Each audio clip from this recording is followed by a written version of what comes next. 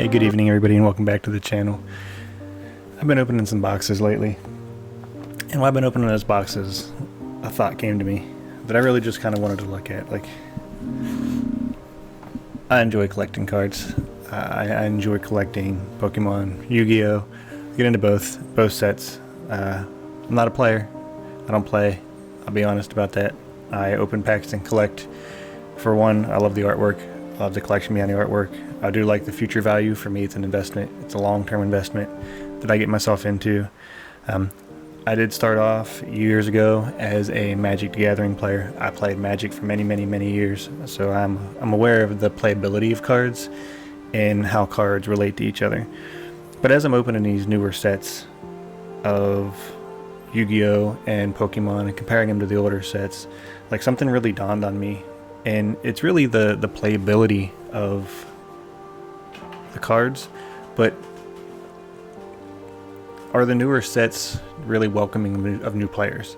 Long-term players that understand the game and understand the rules can follow through with everything going on in the game right now.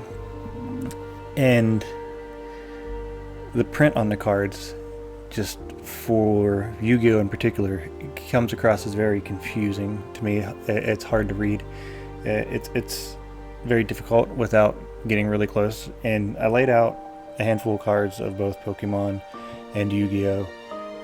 Recent sets, old sets, really to look at and kind of talk through just my opinion, 100% my opinion. But I truly feel that some of the gap from Yu-Gi-Oh! To Pokemon collecting and playing is the difficulty in understanding the card in Yu-Gi-Oh! And sometimes the legibility of what is on a Yu-Gi-Oh! Card. We'll start here with Chaos Archfiend, and as you can see here, Chaos Archfiend is very easy to read. Chaos Archfiend, it's right across the top. It's very highly legible. Won't get into the bottom part. I'm not going to worry about what the bottom part says, because that's truly where the playability of the card comes in. And again, if you play the game, you know how to use that. If you're a new player though, is that really inviting? Obviously these are higher level effects, and as you go through and you learn how to play, But again, we're just going to look at really the legibility across the top. So Chaos Archfiend, very easy to read, straight in front. Doesn't matter what angle you turn it in, you can see Chaos Archfiend in there.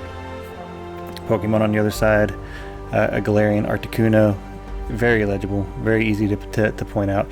You know that this is a chase card. It's gold, it's highly visible. You pull it out of a pack, you know what you're getting into. Another gold card here, another gold example from a Pokemon set, the Mew. Again, easy to read, legible. You can see what's going on the card. You know that this card is something special. It's rare. We go into this card, and I'm holding this card straight up as I held Chaos Archfiend up. And this is really want to start to get into some of those examples. Chaos Archfiend, easy to read. This card, go ahead, read it. Tell me what it says. You have no idea what it says, do you? You have no idea what the name of this card is. I'm sitting here looking at this card, and I can't tell you what the name of this card is unless I tilt it and bend it and get really close to it to see that the name is Beargram, the Shelled Imperior of the Forest Crown. Now, I have to get that close to it to read what that card is. Is that an inviting card to a new player? You pull this out of a pack. Do you even want to put this in the deck? Do you even want to do anything with this card? Because you can't even read what it is. It's insane to me that this is the standard of printing. This one's not too bad. Arctos, the 12th, Chronochasm, Valiance. I appreciate the sci-fi fantasy vibe behind the names.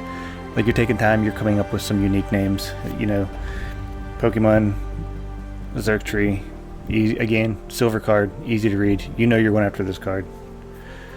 Old school Charizard, it's from the Celebration set, easy to read. The only reason you would know this is a card you're going after is if you've been in Pokemon for a while. Everybody knows that the big red orange dragon is a chase card. You're going after it. Again, it's easy to read. New players, and I get Pokemon's aimed towards a younger audience than Yu-Gi-Oh! When you look at the playability of the game. But let's be realistic.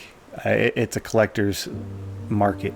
It has been for a very long time. Anytime you walk into a store, you either see empty shelves or you see vultures grabbing all the boxes off the shelves. So let's be realistic. Is it truly a kid's game anymore? It's about the vultures getting out there and trying to get the cards. But if you're trying to keep that market for the kids or for anybody that wants to play, just the legibility of these cards. There's another one.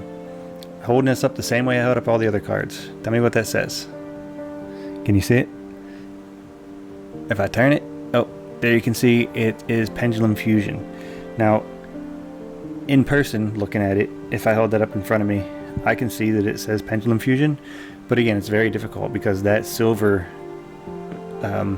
print on it, looking down at the card, it's difficult to make out.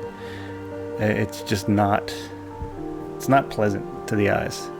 A couple more examples off the Pokemon, and again, I'm just showing you both sides because I want you to see the difference. Foil background, name's easy to read, it's right there in front of you. This is a new chase card from Pokemon. It's out of one of the new sets, Crown Zenith, I believe, if I'm correct. You can make out that the name is Pikachu. Very simple, very easy. Everybody knows the yellow, red-cheeked critter is Pikachu. You also know that this is a unique piece of artwork. It's an alt art. It's a special card. It says on the bottom 160 of 159. It has a silver star. It denotes that it's outside of the normal procedure, normal count, normal roll. Gravekeeper's inscription. Cool. This is great. I can read it. I can see it. Anybody can read and see it. It has beautiful background, beautiful artwork to it. It's easy to go across. I can tell that the code number here is PHNYEN0000. So I know what the number is. But unless you know the rarities, and if you've ever researched Yu-Gi-Oh! Rarities, you know there's like a million of them. There's a freaking million Yu-Gi-Oh! Rarities. There's ones that have been retired, ones that have come for certain sets, gone for certain sets. The number of rarities for Yu-Gi-Oh! is just crazy. There's nothing on this card, if you don't know what you're looking for, that denotes the rarity of this card. If you don't know what you're looking for. Pokemon is easy. You're looking for a star, you're looking for a circle. Magic, you're looking for a different colored emblem. The red burnished one, the gold, the silver, the black. Like, you know what goes where. Again, Pokemon, easy to read the card. Go straight to the bottom. You see your little silver star there, 192 of 203. You know where it falls in the set, how many is in the set. Easy to see, easy to follow through. Mega Char's RDX, unique art. You go straight to the bottom, you can see the number 69 out of 106, the little silver star right beside it. You can read the name of the card.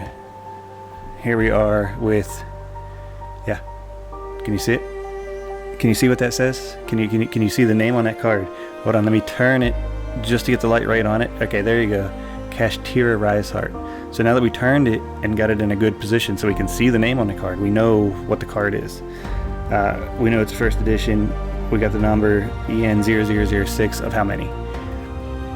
How many is in the set? I know there's 100 in the set. I looked it up, I think there's 100 in the set, if I know which set I'm looking at, which I probably don't at this point.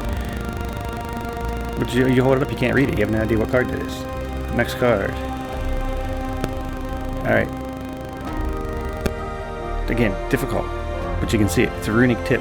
Runic tip. This comes in a collector's rare as well as a regular rare.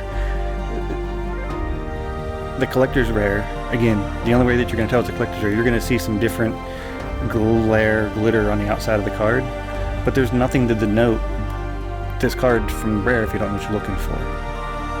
There's no special number, like the collector's rare has no special number. In the Pokemon cards, the alt arts have their own number outside of the set. They're denoted. It's easy to find. Any collector, any player can jump right in and say, oh, I have a special card. Yu-Gi-Oh! You not so much. You can see some of this artwork, you see something you're like, wow, this card's amazing. You look up, it's 20 cents. This card actually is a $45, I believe. You can see Kashtira Theosis. Again, cool names, great for players, new players. They're going to call this Cash. I think a lot of players are going to call this Cash T, Cash something. Castiosis. They're going to make up a different name because it's a long name to read out. So a lot of Yu-Gi-Oh cards, you see a lot of random names made up for them because they're just difficult. So again, I ask, are these new sets made for new players? Are they inviting? If I was coming into this game as a player, I'm not a player, like I said, but if I wanted to look at this to be a player, there's no way I'd want to play this game because, one, I can't read half the cards. I have no idea what denotes what, if it's a secret rare, a rare, an ultra rare, or anything like that, because there's nothing on the cards to tell me what I'm looking at. So it's very difficult to want to get into the game as a player. Here's another one. Hold that right up there. No idea, you can't read it. You have no idea what that says. That gold writing blends right into that background. You can't read anything on this card as far as the name to know what this card's even called. It's impossible. Again, I can bring it way up here and you can look at it, but I shouldn't have to hold a card to my face to see what the name of the card is to know what it's called. That's just crazy to me. There's another one. It's got Labyrinth in it. I can shine it around and I can see that it's Farewell to Labyrinth if I move it around enough. But again, I don't want to have a card that I have to move around 14 different directions to read the card. If I have kids that get into this, I don't have to sit there and explain to them how to read a card because it should be easy. You pick the card up, you look at it, you read it. You don't pick the card up, turn it in 40 different directions to get light on it to read it. It's crazy. Some of the older version cards, Dark Paladin.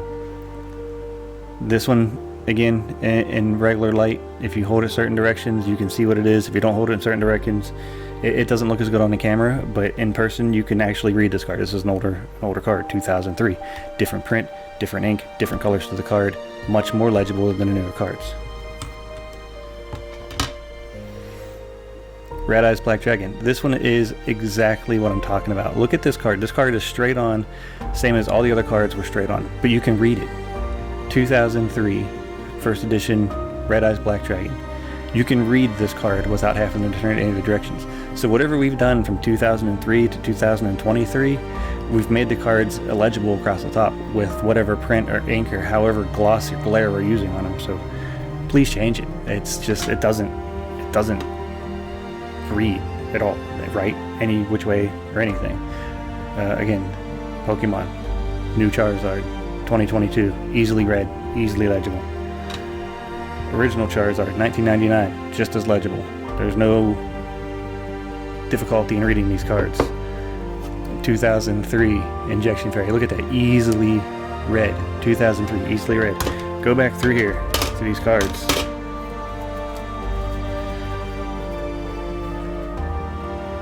...2023 card, 2022 card, whichever set it comes from. 2023 card. This card just came out last Friday. You can't read it. Why are you printing cards you can't read? Same kind of card. Look at the difference. Look, I can turn it, no matter which way I turn it, Injection Fairy can be read. Kashtira Rise Heart, I can turn it way over there to read it. It's just frustrating that we make these cards for people to get into and you can't even read them, but yet you tell everybody, the Konami and everybody that makes these cards, they want to figure out how to be profitable, how to get more new players in. You want to get new players into your game, make your card legible. Go back to some printing on your ink or something that makes the card legible. 2004 Blue Eyes White Dragon. Again, look how easy that is to read. Doesn't matter which direction you turn it at. Straight up on the camera, straight into the light, you can read it. These new cards, it's absolutely impossible. Opening these new booster boxes recently, it's been enjoyable. I love the artwork. The artwork's fantastic. But trying to read the names of these cards, I throw my hands up half the time and just look at them and set them down and go, I don't know what that card is. Because that's what it comes down to. You can't read the cards. Fix the print on the cards. Help everybody out. You have competition out there with all the other card games. We get it. There's so many TCGs that you can run with, but you're not helping yourself. Bring in new players if you can't fix your print. That's my rant for the day. Hope you enjoy it. Let me know if you agree with it, if you disagree with it. Have a great day. Enjoy yourself.